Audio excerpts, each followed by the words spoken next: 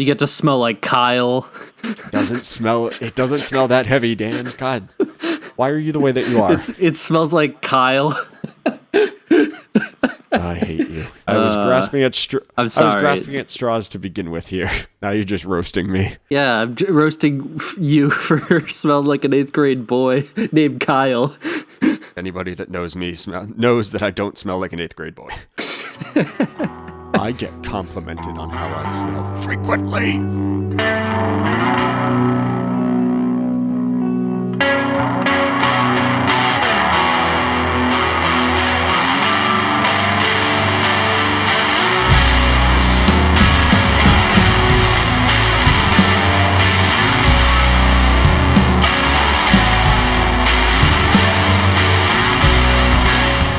Welcome back to the Packie Run podcast. A week later, my allergies decimated me last week, so I called it off.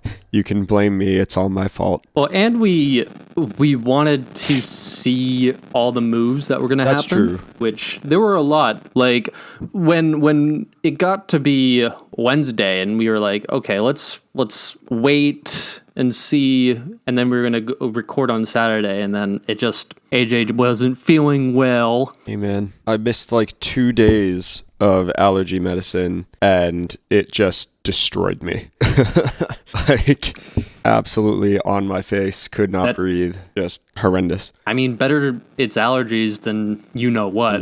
Another round of COVID? Can you imagine? Didn't you get the vaccine? Did you get the vaccine I haven't already? yet, but Tennessee is pretty much blowing the doors wide open on April 5th as far as vaccines are concerned. So they've got a couple of mass vaccination sites and stuff. So within the next couple of weeks, I will be all in on at least round 1. True. I mean, I still haven't gotten an email from Massachusetts. I mean, hopefully they get to me by the time this comes out, being tomorrow, but we'll see about that. I'm a grocery store worker, so I am in line to get it. You're an essential employee. Maybe I'll have to finesse something. That seems to be the case with a lot of people, for sure. But I am Dan Mayotte. I am the host of this podcast with AJ Lagambina. I don't think we mentioned our names. It's we're out of practice now.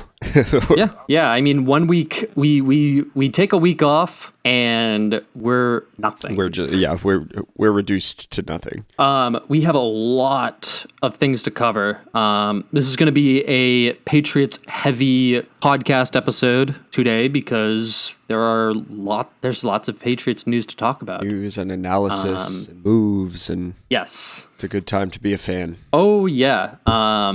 But first, before we get into all the moves, let's talk about what we're drinking. Well, it is midday on Wednesday, March 24th, as we are recording this. And considering the fact that I'm still coming down from a pretty serious allergy attack, and also due to the fact that I just don't have anything to drink in my house right now, I am drinking a fine cup of Dunkin' Donuts coffee that I made in my coffee maker. It's nothing special. If any of y'all don't know, Dunkin' Donuts runs a special where you can get, I believe it's 3 pounds of coffee at their stores for $20. It's like their manager special or whatever. And I'm pretty sure it's nationwide. And it's one of the best deals in the coffee world. So Dunkin' Donuts, please sponsor us. And it's also worth mentioning, I am no longer working at the retail store that I've been working at since I moved down here to Nashville. And my like section of the team pitched in and got me a Starbucks gift card, which is probably Starbucks is trash. Starbucks is trash coffee, but they've got a couple of cool like novelty things, and some of their like breakfast sandwiches and stuff are okay. So that's what I'll be using it on. But they also got me this coffee mug, and it's green, and it just says nope. And I mean, that's very on brand for you. They wrote me a very nice card, and I'm going to miss those guys because I'm sure as shit not going to be driving down I-65 anytime soon for any reason. Wait, you work at other stores? Oh my God. If anyone knows BoJack, there was like a scene where like BoJack is in the hospital and he's having like a panic attack, and then he's like, "Oh, I'm fine," blah blah blah blah, and like the doctor goes away and he's like, "Wait, you have other patients?" How dare you? What a There's funny no other show. There's no other stores anymore. Now that I'm not there, the store that I work at is the only store. Sure. Yeah, I am drinking water. I just got out of work from my job, and I just need water after yelling through a mask for 6 hours. Oh yeah. Yelling into the void. Is that what you're calling customers now? The void? I shouldn't call them that. I don't disagree. I mean, I'm not gonna comment any further on that. So let's dive right in. We've got Okay, let's start with the thing that happened right after we released the last episode. Cam Newton signing. 1 year up to 14 million. Yeah. Yes. Yeah. It's like 14.7 or something like that.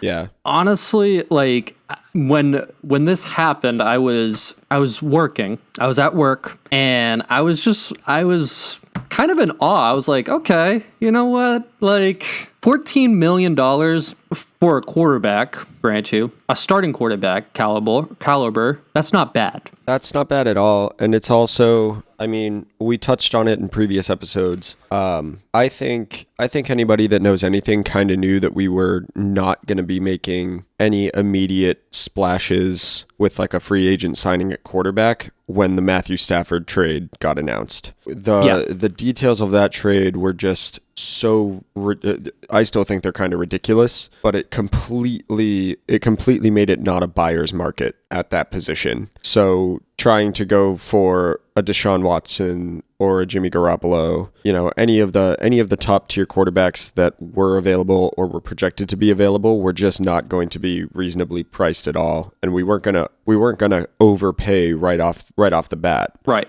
And yeah, we don't have a lot of good players to give up. We have no draft picks. Like, are you willing to sell the whole farm to get one quarterback? I wouldn't, and that's because I mean, like, I wouldn't either. And that's just a direct result of what we saw with the 2019 Patriots. Clearly, Tom Brady is still the greatest of all time. He's still got a great arm. He's still, you know, making great plays. He just turned around and won a Super Bowl somewhere else. The Patriots didn't have weapons, so having the greatest quarterback of all time didn't really help us in 2019. So having Cam with all of his struggles and still no weapons gives you the result that we got this past year. I'm still thinking that Cam with with weapons around him and a defense that's totally shored up, a decent, offensive line, special teams, I don't think are ever going to be an issue for the Patriots under Bill Belichick.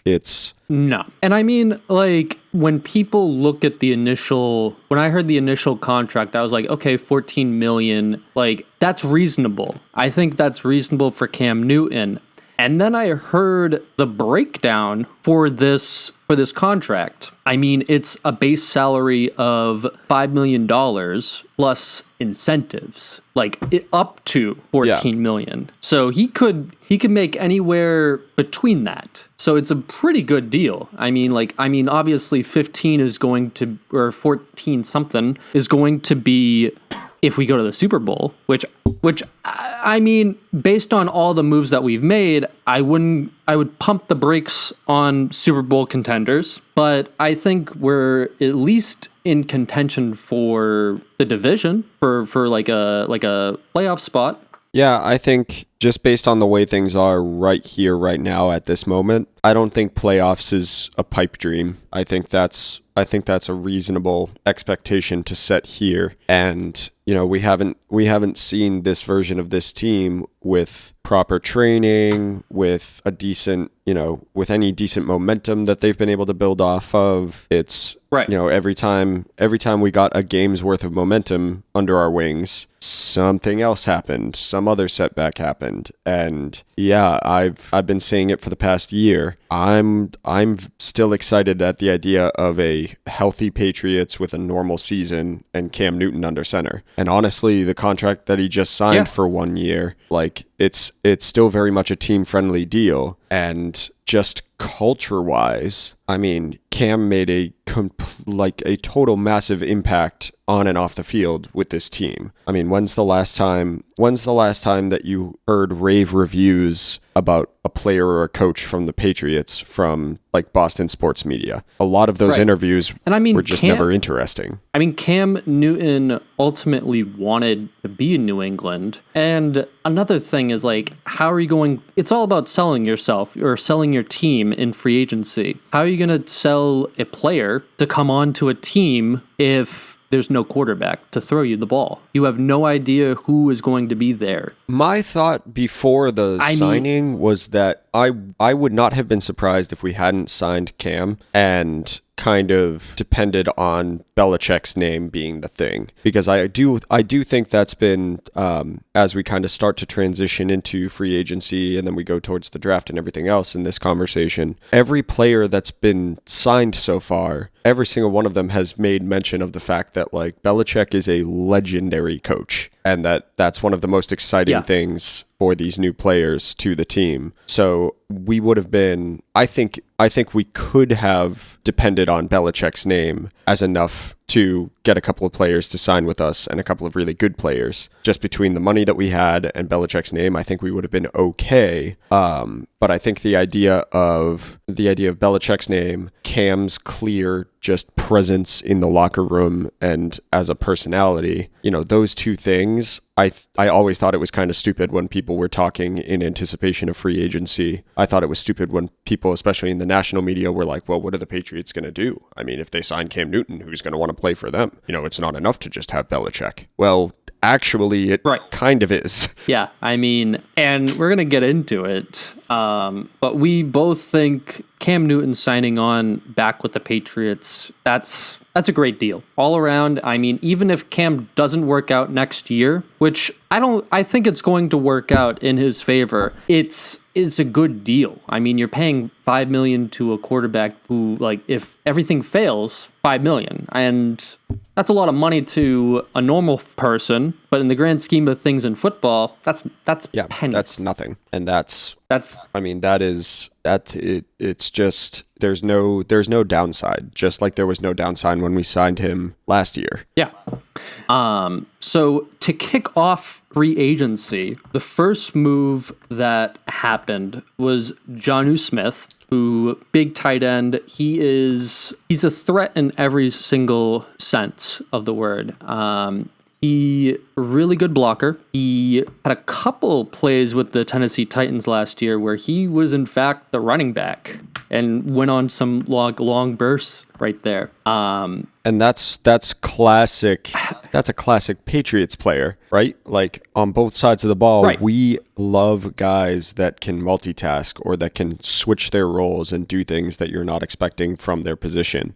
That's I think on Twitter someone was like, and the most non-surprised free agent signing. So like, yep, like that was like, yeah. I mean, that was going to happen, and it was actually. I was like, whoa, Patriots' first move. And here's the thing about that day. I was perfectly content with them making... I was like, if they make that one move, like, okay. And, like, that's fine. But it just kept happening and happening and happening and happening. So Jonnu Smith, huge tight end. That's going to be... I mean, he's a weapon. He's going to make an immediate impact on the team. Second player signed, Matthew Judon, which, if you remember me talking at the beginning of the season last year, I kept saying we need a pass rusher. If we're going to, we need someone who can get after the other quarterback. Matthew Judon is that. Now, he's not a Nick Bosa or a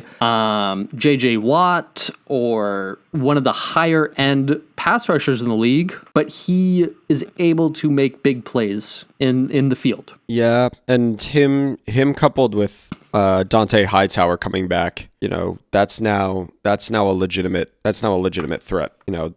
Yeah. Well, and with the other players that we also added to the linebacking core, like this linebacking core now is better than it's been in years, I think. And it didn't come a moment too soon, considering that everybody and their grandmother is on the hype train about mobile quarterbacks.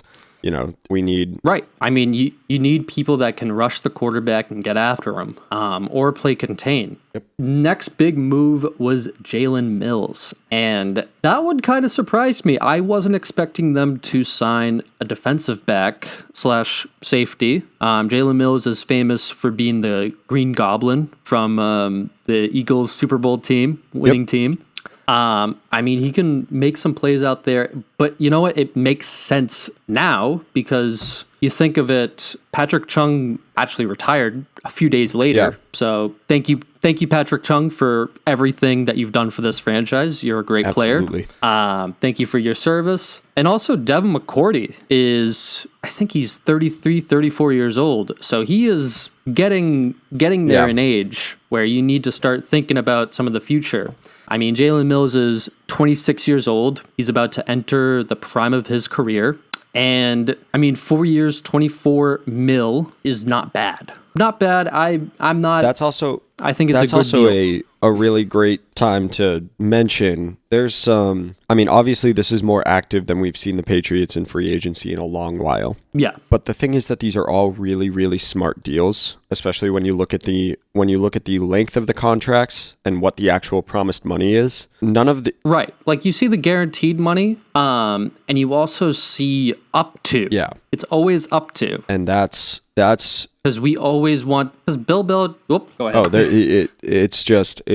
it's again, a lot of the free agent signings that we've seen across the league, and not just this year, but in other years. A lot of these free agent signings are always it's big splashes and it's big money and it's huge moves, right? The quote unquote big part of these signings for the Patriots is the fact that there are so many. When you start breaking down the money, it could be a ton of money, but it's a ton of money over time. And like our cap situation, we are actually playing it pretty conservative with the cap situation, especially when you look 2, 3, 4 years down the line. Like it's a joke across the league about, the Patriots are always reloading, but this is literally like you're literally watching it happen in real time, especially when free agency, when the tampering period started. You're watching them just kind of like bring in the chess pieces and load it all up. And I think between this and the draft and free agency is going to continue, like there's a chance that we go and we make another kind of splash.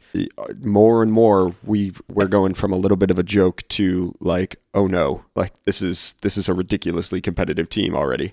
Right. And I mean, according to, there's a great Twitter account on Twitter. I don't know why I just said that.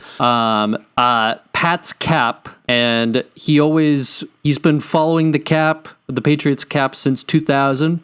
And in his header, he currently has it at 11 mil. So there's still some room to play around with, but I mean, who even knows if the Patriots are going to keep making move after move after move?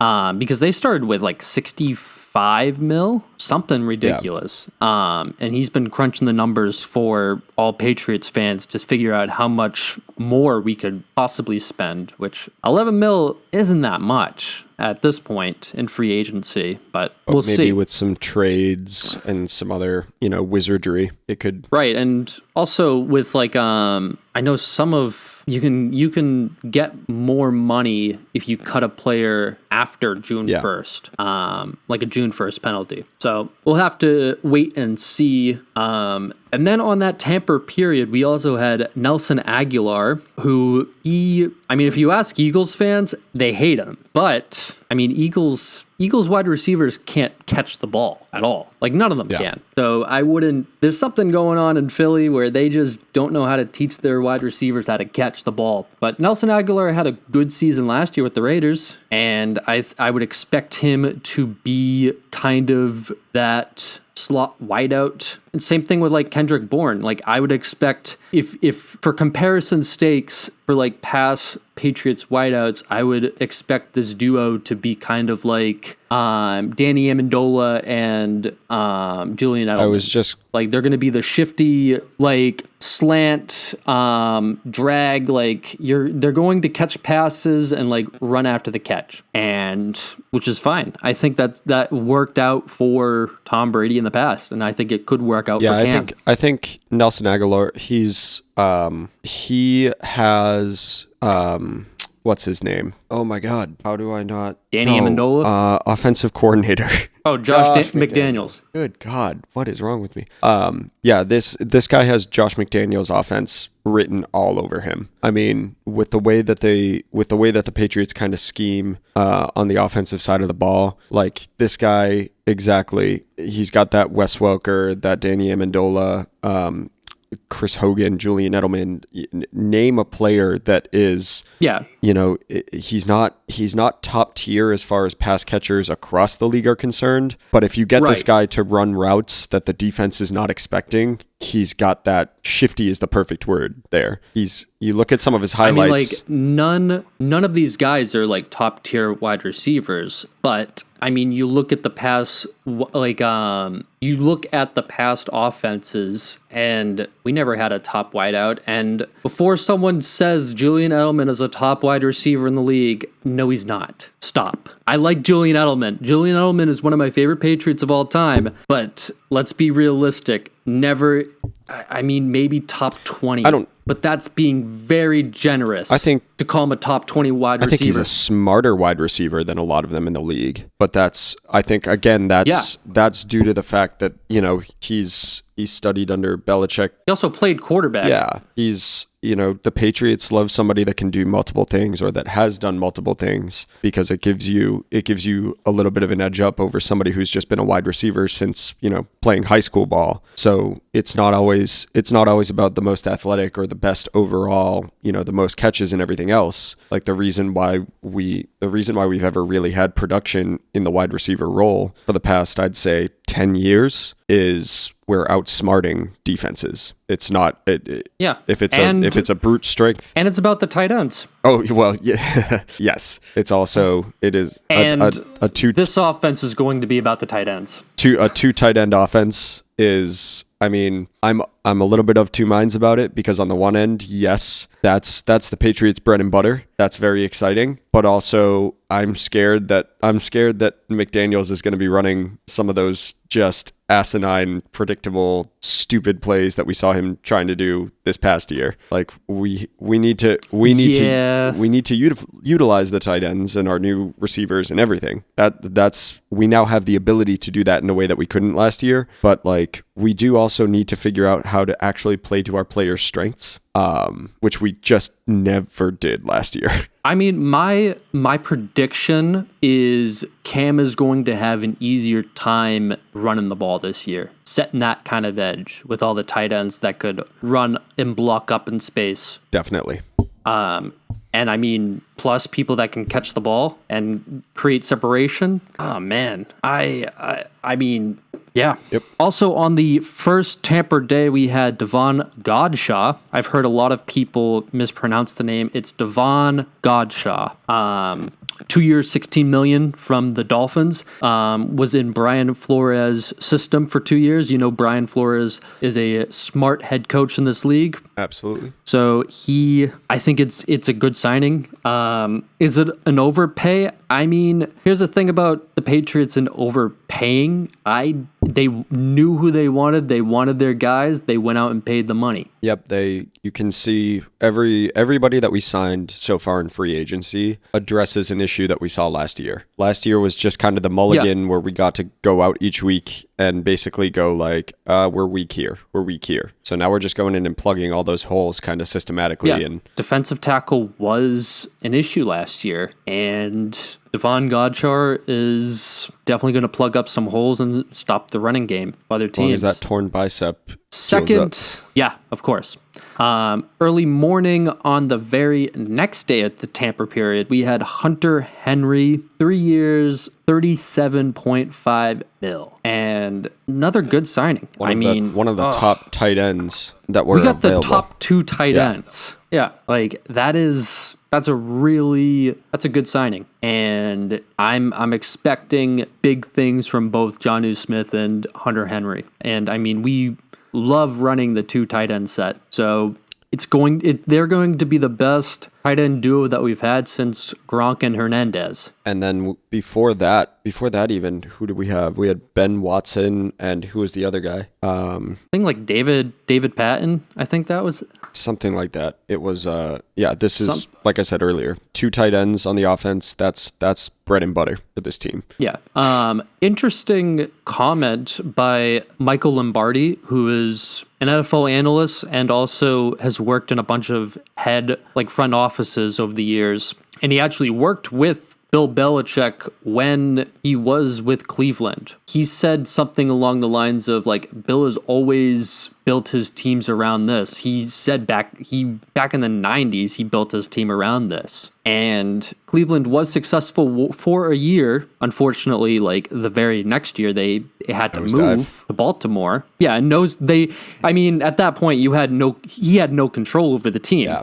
But Bill was successful in Cleveland, which everyone likes to say he wasn't successful there, but he did have a playoff berth. I mean, he had a couple years of struggle, but I mean, a lot of coaches have that though. Oh, the tight end position, I don't think is going to be an issue.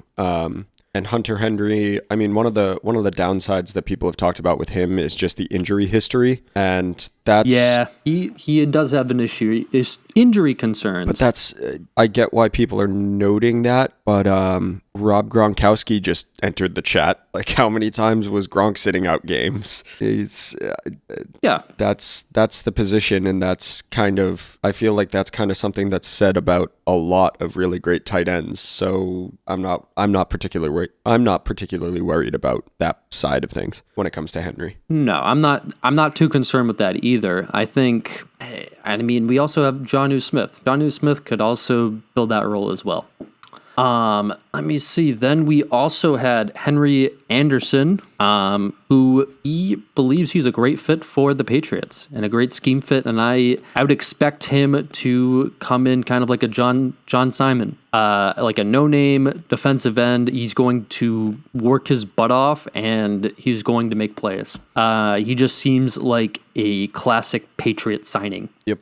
And then this is probably this might be my favorite signing that we've made, and it is getting Kyle Van Noy back. Chess versus checkers, always with this team. This is the only thing that would have topped this, as far as just like everybody looking at Belichick and being like, you're a wizard, would have been the only thing that would have topped this is if we had somehow managed to get Jimmy Garoppolo on some sort of ridiculous like team friendly deal. Like the NFL world would have lost their minds because of that whole Cinderella story or whatever. But I think this is the better story. We give Van Noy away. Yeah, he goes all the way to Miami. They cut him after a year, and we re-sign him 2 years, $13.2 million. But you want to know what the kicker is to this? The sweetest part about this. So you in the NFL, when another team signs your player, you can get compensatory picks. So we're getting a 4th round pick for him too, on top of him already being back on the team. It's the most in a free agency where everybody's like, oh my God, this is so uncharacteristic of Belichick. Look at the Patriots spending all this money. This is crazy. This is just like, oh yeah, he's still the greatest coach of all time. He's still the greatest GM in the NFL right now. Like, this is that was, oh man, that was the funniest thing to see come across my notifications. I was like, oh, that's pretty Patriots re-sign Kyle Van Noy after a year and get a pick for releasing him a year ago. That's makes me smile. That's so good. Like, I like Kyle. Kyle was a good player for us. He kind of fit into that like Mike Vrabel kind of role. Mike Vrabel, Rich Nikovic, like all those roles from a couple years ago. And another perfect example of the Patriots, like the Patriots having these great players that go elsewhere and sign these monster contracts and are just not the same. Well, no, he was still good. He just But he wasn't as good. They just didn't see the value in him being there. Also, the Patriots just couldn't pay him last offseason. Yeah. I think he probably would have stayed if we had the money for him. But we were like dead in the cap. So that's one of my favorite signings. We also got Ted Karras back. He used to be on the Dolphins. 1 year, $4 million. Fine. He's going to be backup center or a center. He's going to play on the offensive line. He's going to help out. No problem there. This is another one of my favorite signings here. Raekwon McMillan. I want Patriots fans to watch him very closely. I think he's going to be very good. He's 25 years old. He had a couple good seasons in the past. He's had a couple injury concerns, but I think he has the potential to be really good. He's not even hit his prime yet. Watch out for him, especially on a cheap contract like he is on, $1.2 million. I think he's going to pop this year and have a really good one. He's another one of those like low risk, high reward kind of situations. And then we have Montarius Adams, which I can't really tell you much about him, but I mean, another pass rusher, another person on the defensive line. Great. No, can't complain about that one. And, it's funny. They pretty much checked the box on everything I wanted to see from a Patriots team. For them to do in free agency, which I didn't think they were going to do. Well, yeah, just like you said at the top here, I think when the first signing kind of came through the wire, I think most of us were expecting him. We were expecting the Patriots to kind of like make that one splash, and then it was going to be pretty quiet because that's historically been kind of their thing. Like a piece here, a piece there. It's never been this hype. Like that entire day, just notification after notification, where every Patriots fan on the internet was just like, "What is happening?" Yeah, like that was like one of the funnest times being on Patriots Twitter. Well, I'll say this, like Patriots media members were all hyped for it and all excited for it. There were a bunch of, there were some Patriots fans that were like, "Are they wasting all this money? Blah, blah, blah, blah. Like, he's not worth that much. Like, oh, he gets paid more than a doctor gets paid." Like, yeah. Okay, Kevin, shut up. Or what's the male equivalent of like a Karen? I don't know. Braden, maybe? I don't know. That sounds about that's Apologies if there's anybody that we know whose name is Braden, but why would you do that to a child? I mean, I don't know. But like that was an interesting dynamic there. I was hyped on it the whole day. I'm still hyped on it. I think these are a lot of good moves to address the needs. We should also probably talk about the other people that we re-signed as well as who we lost. Yeah.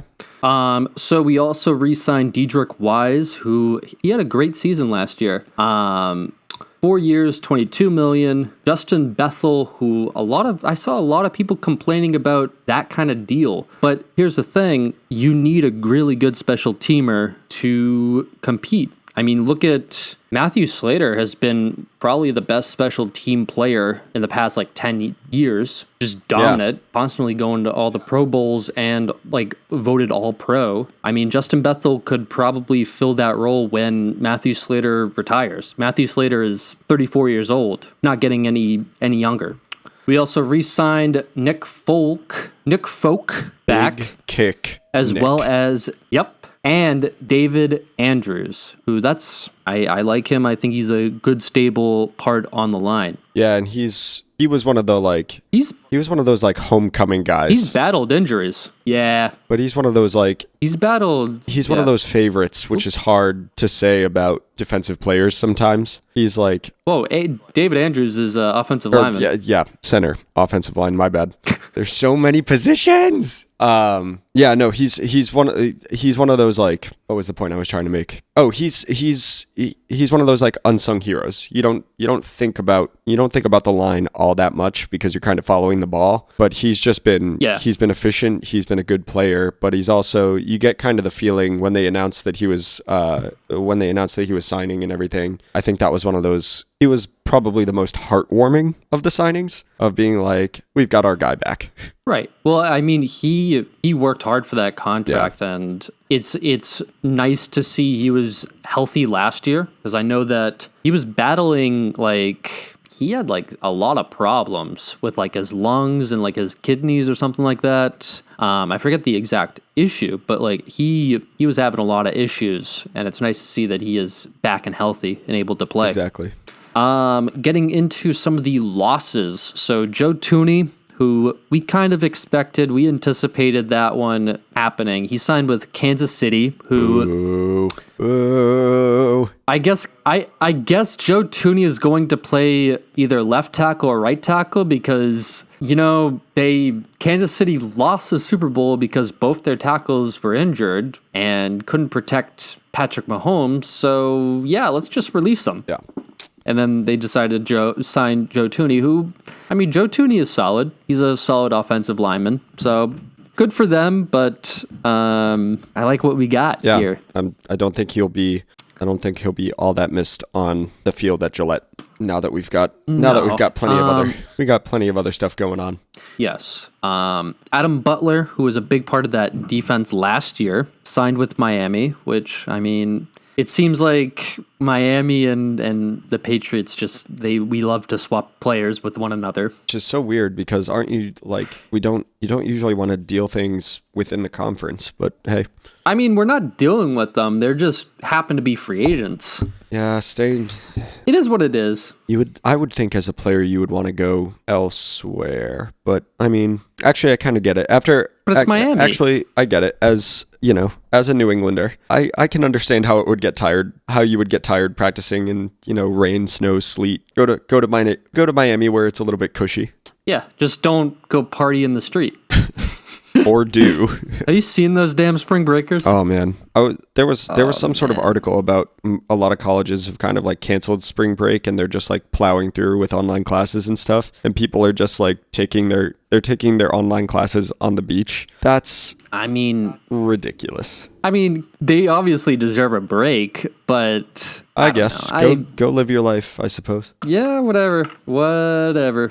Let me see. We got Bo Allen. He was released, as well as Marquise Lee, who never really played for the Patriots. He kind of signed last year and then opted out. Yep. Patrick Chung retired after a very long career with the Patriots. He's actually he's probably going to be in the New England area for a little bit, because I know he has a couple restaurants up here in Massachusetts.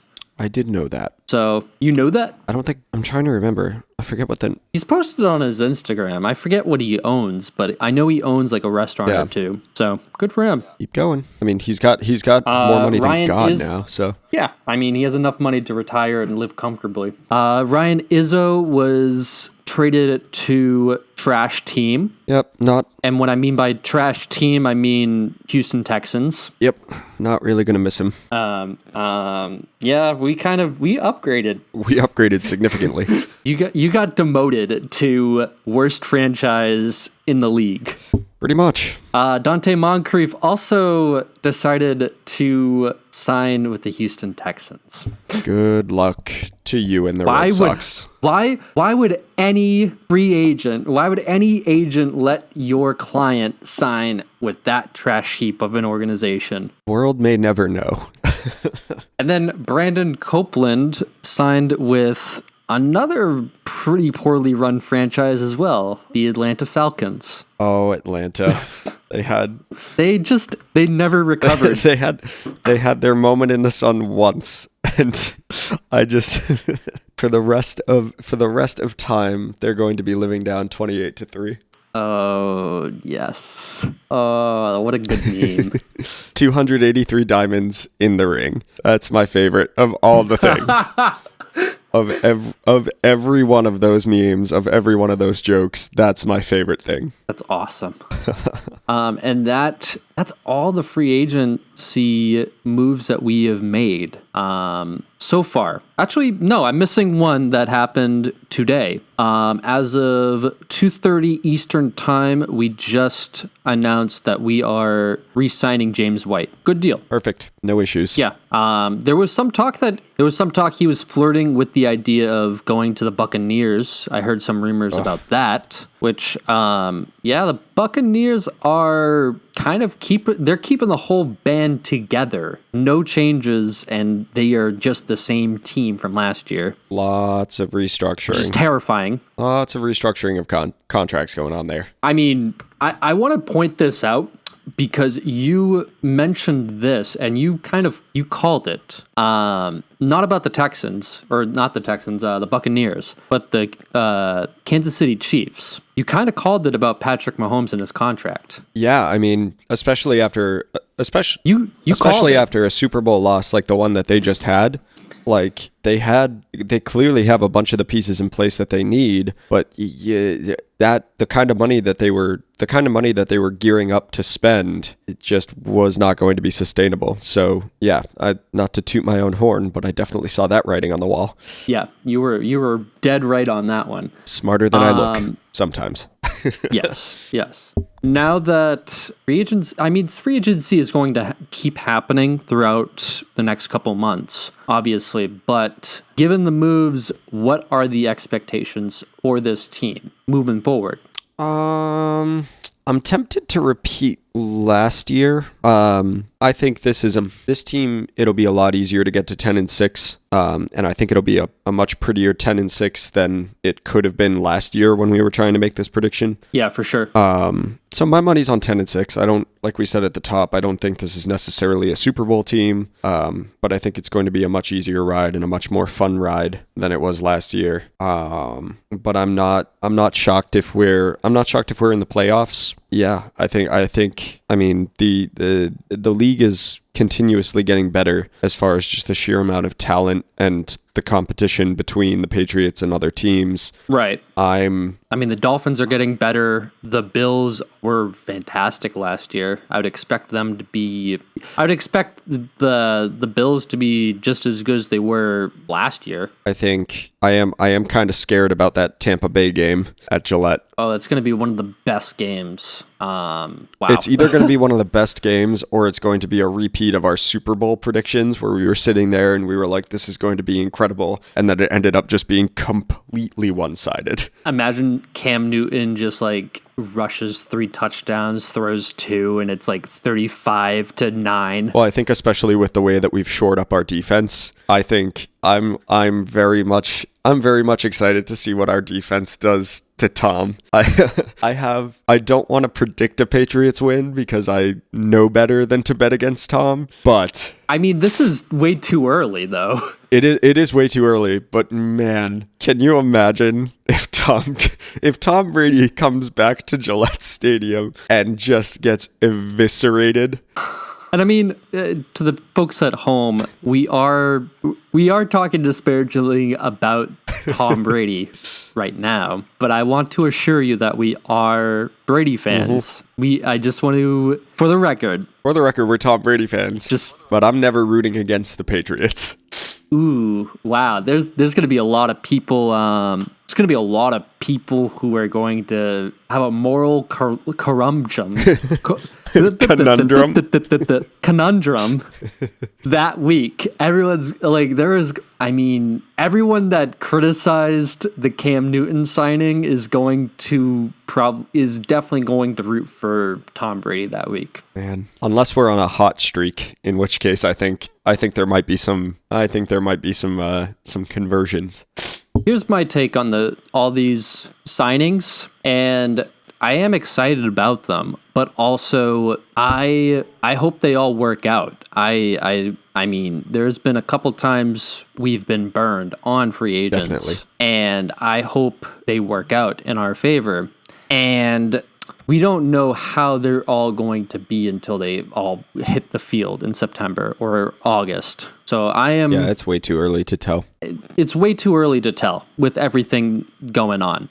I know some people are claiming we're going to be contenders or whatever. I wouldn't say contenders. I wouldn't say Super Bowl contenders. No, not yet. There's plenty of potential here. Not yet. And I'm curious to see what the Patriots do in the draft, for example.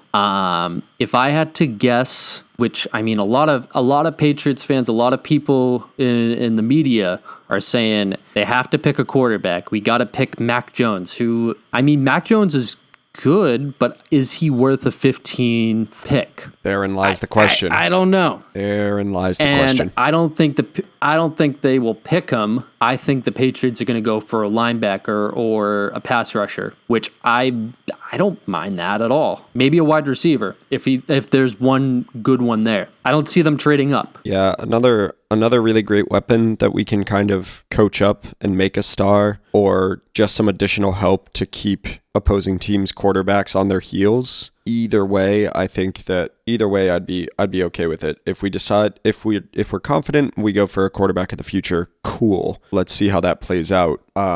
I don't see them trading up. I'm not seeing anything that I'm stoked on, but we've also talked about this, I think, last year as well. You know, when it comes to the draft, it's probably my least favorite part of the NFL year, because it's just every part of it is speculation, and it's so easy for that to just fall flat. I mean, it's a crapshoot. You don't know if, for example, Trevor Lawrence, who's supposed to be the next Peyton Manning, the next Andrew Luck. He's the best quarterback prospect since Andrew Luck.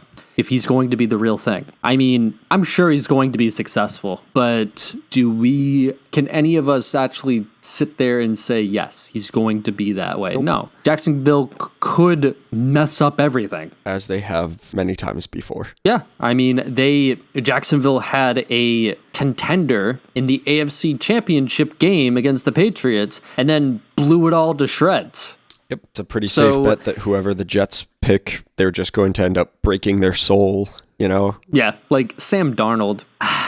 Wonder if he's still seeing ghosts. You know, I feel bad for Sam Darnold, because I feel like he has never been given a fair chance to succeed. Not when you're playing against Bill Belichick twice a year. Well, that, but like also, has he ever had a great defense? Nope. Has he ever had he had Le'Veon Bell back there, but like Adam Gase might be one of the worst head coaches of all time and doesn't know how to utilize the people around him. Definitely. He had one good year with Peyton Manning, and that has springboarded him into getting 2 head coaching jobs. Yeah, just a joke. Man, that's it's like if I worked with Bruno Mars, like I produced his record and then produced like 2 no-name bands and they didn't do very well at all. Yeah. It's like kind of like that.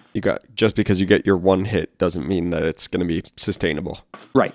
Have you been hearing the news about Deshaun Watson? Yeah, lots of talk, and it's not football talk. No, it is real bad. Deshaun Watson looks to be in a lot of trouble. A lot of misconduct there. Now it's all speculative. We don't know if it's actually true or not, but I mean, at least how many lawsuits is it at this point? It has to be like 12 or like 20. Yeah, I feel like it's creeping up there towards 20. It's ridiculous. Like close to 20 lawsuits. I mean, like that's not normal. Nope.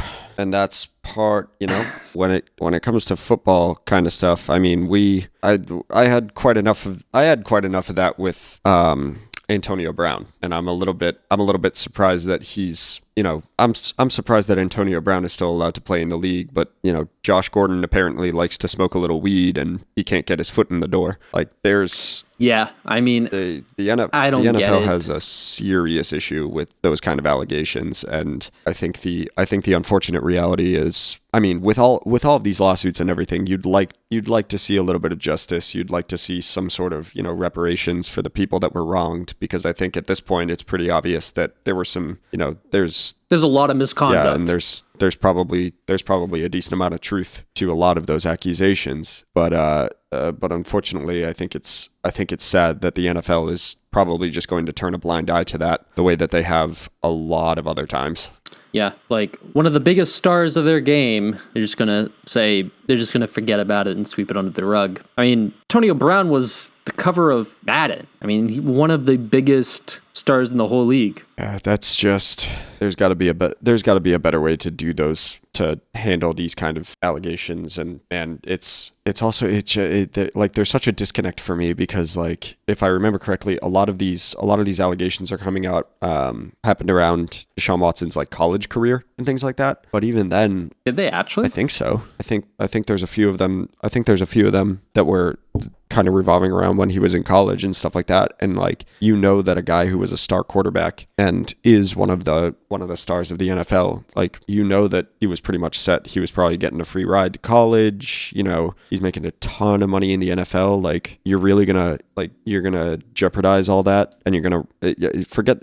Obviously, the real issue here is the fact that he wronged other people, and he did apparently some pretty heinous things. But like, you're set, dude. You clearly have a career. You have this whole thing, and like, you can't just be a human. I don't know. So after looking it up, it is 16 separate civil lawsuits. That's ridiculous. Just wow. I hope he gets punished for his crimes. I hope justice is served. Time will tell.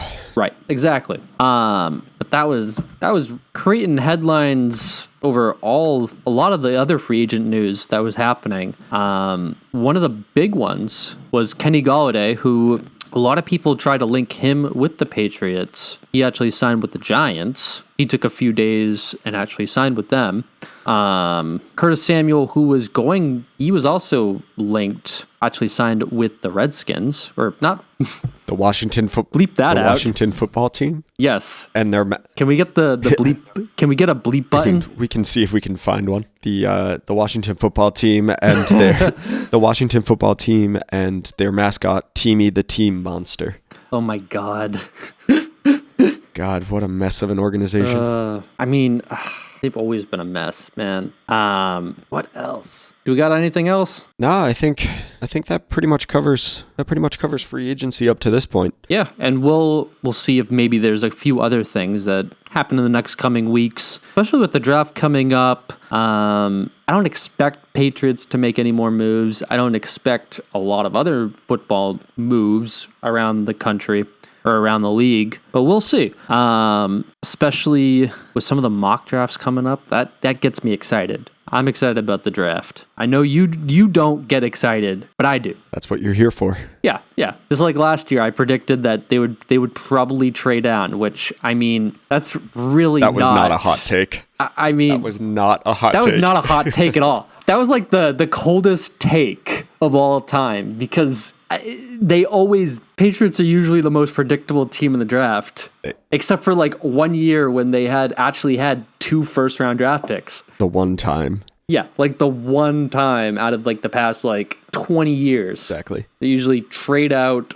Yeah, trade down, trade out, or take the whatever the best player available is at that position. Exactly.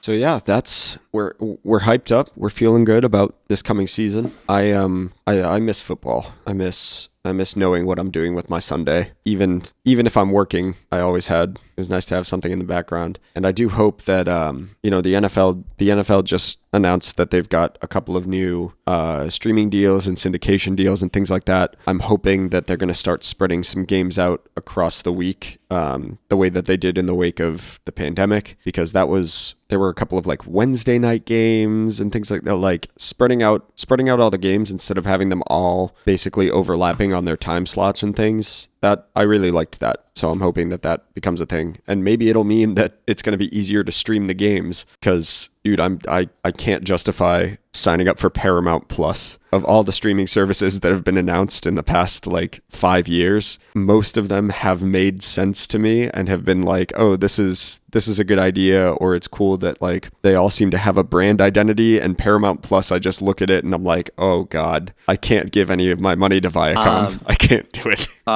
Yeah, I'll let you steal my login. Oh no. We're gonna have to bleep that out too. So I'm signed out. Why is there an FCC agent outside of my window right now? I don't have money. I don't have any money to give you. Nothing. No. All right, sorry. I just had to get rid of the motherfucker the tax collector, the FCC. They're coming for us. I mean, I don't even have a bank account right now. Has there ever been a more millennial sentence? I mean, I don't know about that. I don't feel like getting into how I don't have a bank account right now, but life's rough. Life is kind of bad right now. No, I wouldn't say that. It has moments. Anyways, it has its moments. Paramount Plus is worth it. Let me tell you. Is it? I think it is. I mean, like, you have all the Nickelodeon shows, which, I mean, I feel nostalgic watching all that. How many times have you watched Hey Arthur? Hey Arthur? Hey Arnold. Oh my God. What is wrong with me today? I knew what you were going to talk about, what you were talking about. I just wanted to. So bad. I have yet to watch Hey Arnold. I'm probably going to get on that football head soon. Been watching lots of Bar Rescue. Shocking. I mean, it's the same episode every time. Gotta love it. But it's John Taffer screaming at new people and just saying new things. So it's fantastic. And they also have movies on it, too. And you can watch live sports, too. Maybe you can't watch the CBS games like the Patriots. You'll get the Tennessee Titans. God help me. So I'm going to watch the Patriots play live, and it's going to be sick. I will continue to use. Also was able to catch the Grammys with it. Oh, you were? Yeah, I was able to catch the Grammys on it. You and, like, nobody else this year, apparently. Apparently no one really cared. I saw, like, no movement on Twitter about the Grammys. No one really cared about it. I didn't think it was bad. It was the Grammys. It was fine. They, like... the Grammys yeah. The Grammys are becoming kind of like a lot of the late night talk shows where it's not an event anymore. It's not a thing like people talk about when they used to watch like Johnny Carson or David Letterman. Like you had to be awake, you had to be, ready to watch, and if you missed it, it was gone. But now it's all just up on YouTube, and I feel like that's the same thing with the Grammys and a lot of these other award shows.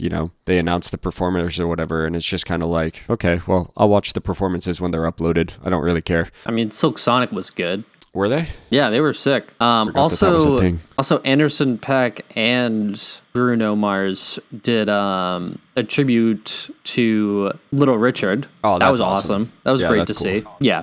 That was if you can find that on YouTube, I would suggest watching that. Also, another reason to get Paramount, which I haven't seen these movies yet, but you have. They have The Godfather on Paramount. That's awesome. So now, and I'm like, oh man, I'm like, damn, that movie's 3 hours long.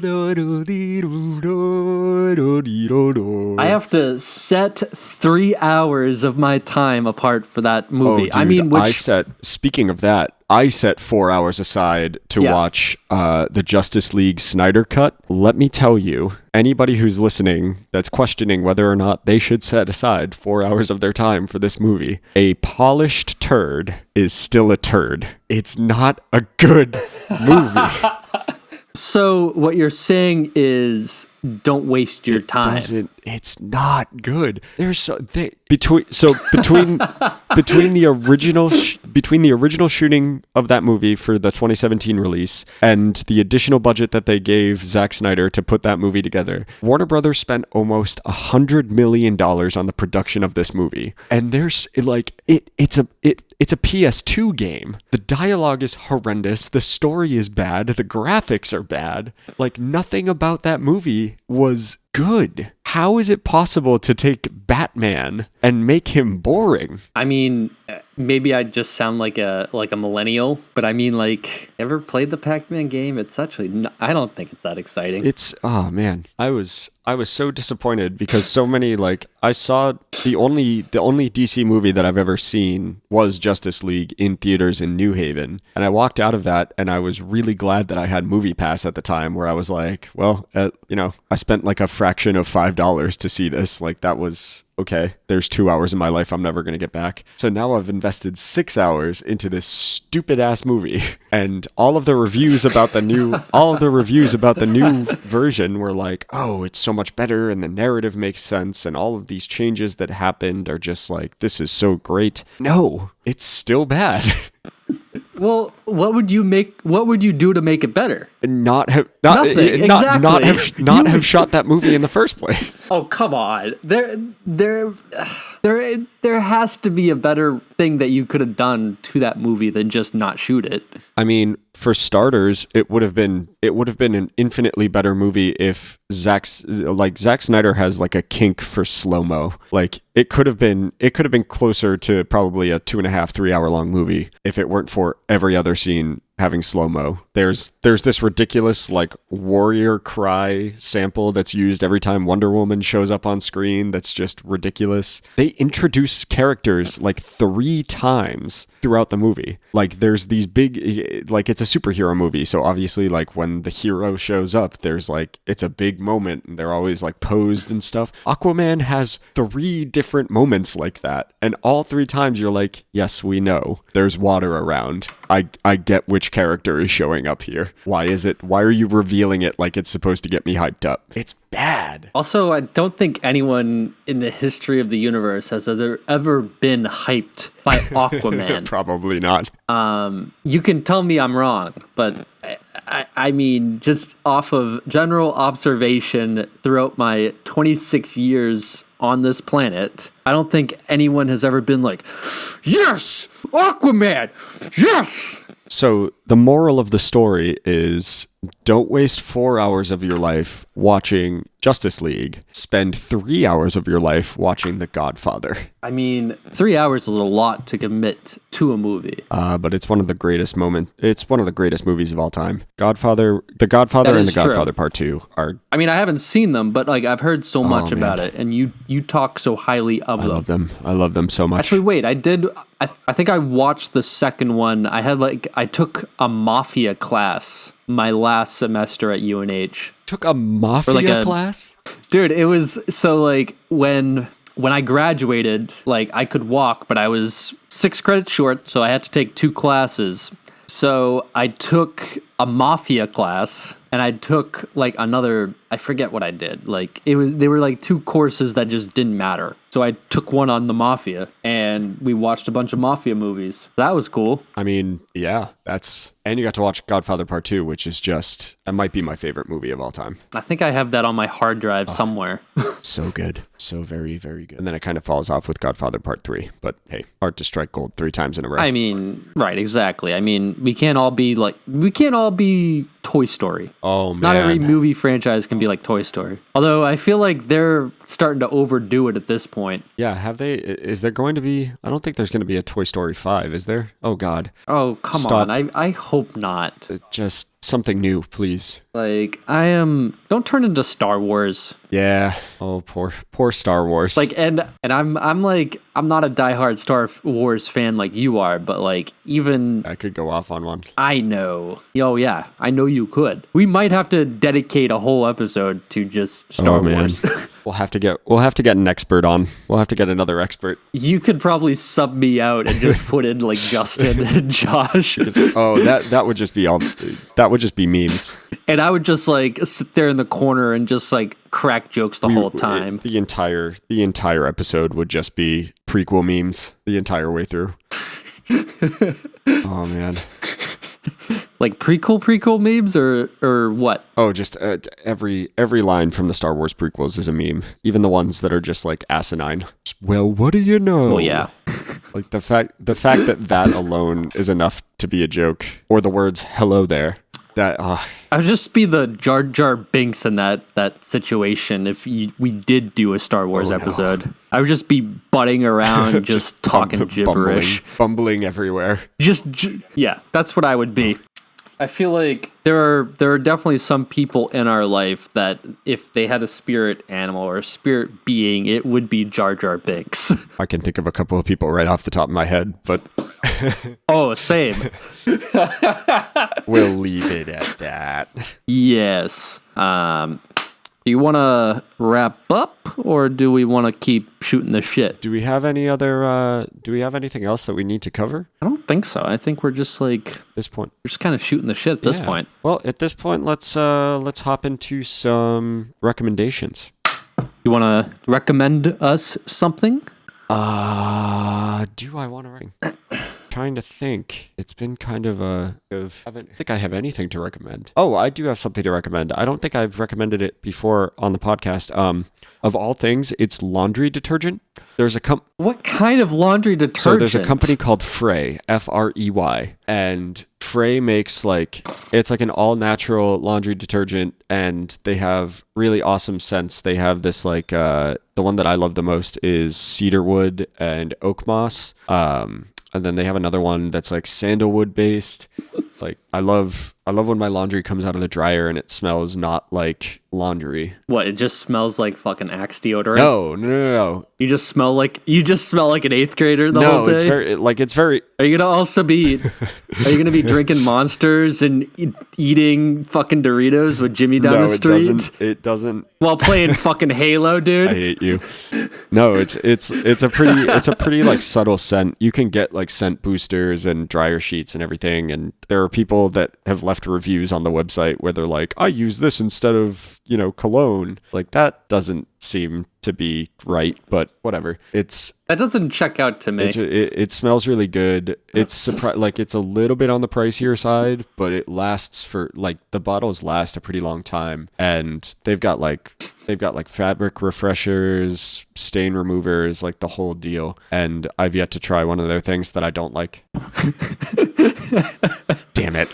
Truth in that. Guess it's my turn for a recommendation. And my recommendation is kind of an old album that, it's not an old album, but it's an old album that I've just been jamming to in my headphones lately. Jar by Superheaven. Ah, yes. I think I've recommended that album before, but I will always recommend it. It is, I thought about it yesterday. I was like, this is probably my favorite album of all time. It has everything I want from a rock album. I think it's also peak. It has heaviness. It's definitely peak Will Yip. I would say so, yeah. It has heaviness, it has softness, it has great lyrics, it has great openers, it has a fantastic closer that kind of wraps up everything. It has the good distortion on it. It has everything I want. For sure. Maybe not for everyone, but it doesn't have everything that everyone wants, but it has everything that I find important in a rock album. Definitely. So Jar by Superheaven. That's my recommendation. Check it out. A good one. All right. With recommendations out of the way, we've reached the end of the podcast. So it's time to remind you guys to tell a friend about us. Follow us on @Packie Run on both Instagram and Twitter. Like us, review us, spread the good word. This time we will actually be back next week. It sounds like next week might actually be kind of a special episode. So we'll leave you with a little bit of that cliffhanger. Yeah. And anything else to add? Just like us, rate us on your your podcast app, and tell your friends. And we're going to continue to do this. We've had a little bit difficult time trying to find a schedule to stick to. We're working it out. We're going to continue to put out this podcast as long as we both want to and can, because we both enjoy talking and sharing our opinions. For sure. Take your allergy medicine if you need it, kids. It could save your life. Yes. And make sure to wash your damn clothes. And your hands. Yeah, and the obviously. rest of your body. Take a shower, you dirty hippie. Yeah, you dirty monster. You clean yourself. God, this is off the rails. Goodbye. All right. Take it easy.